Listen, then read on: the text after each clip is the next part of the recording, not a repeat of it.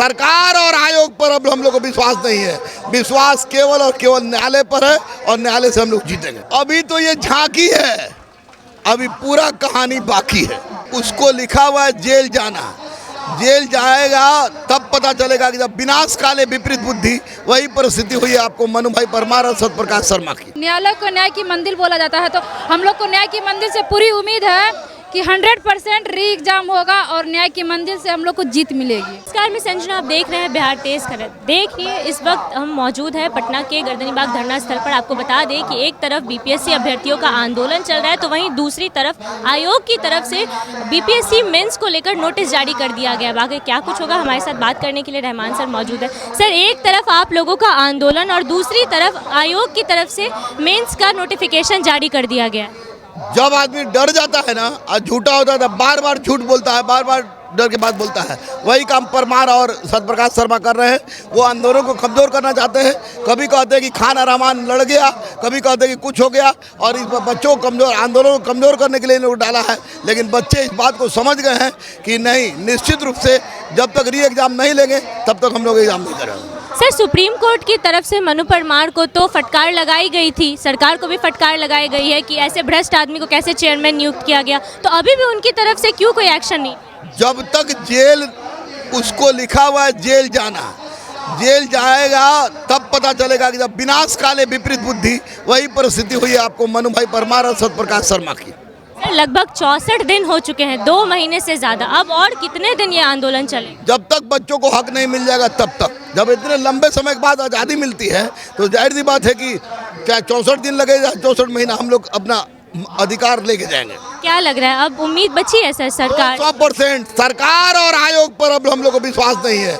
विश्वास केवल और केवल न्यायालय पर है और न्यायालय से हम लोग जीतेंगे। अगर न्यायालय की तरफ से भी आप लोगों के पक्ष में फैसला नहीं आया? नहीं, ये न्यायालय के बारे में पहले मैं कैसे बोलूं?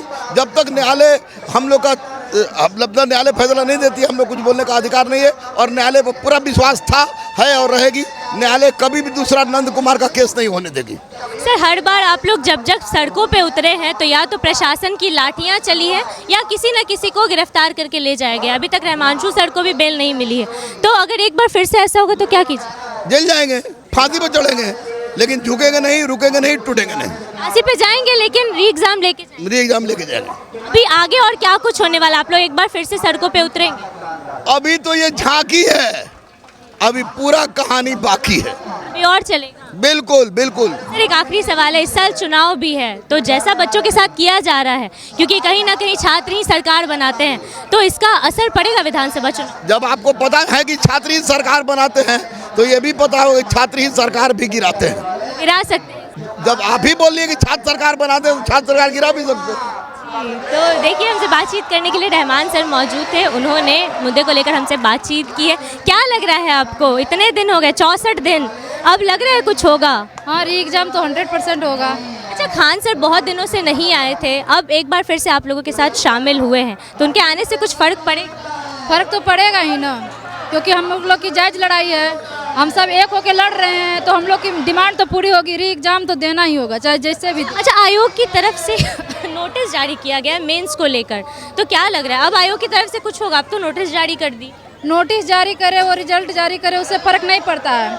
हम लोग को न्यायालय पर भरोसा है। न्यायालय को न्याय की मंदिर बोला जाता है, तो हम लोग को न्याय की मंदिर से पूरी उम्मीद है कि 100% री एग्जाम होगा और न्याय की मंदिर से हम लोग को जीत मिलेगी।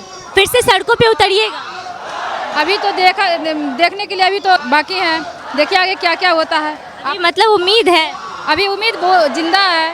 तो चलिए, आपने सभी बातचीत को सुना। बाकी आपकी क्या राय है, अपनी राय हमें कमेंट सेक्शन में ज़रूर दें। बाकी इन्हीं तमाम खबरों के लिए बने रहिए हमारे साथ और देखते रहिए बिहार तेज।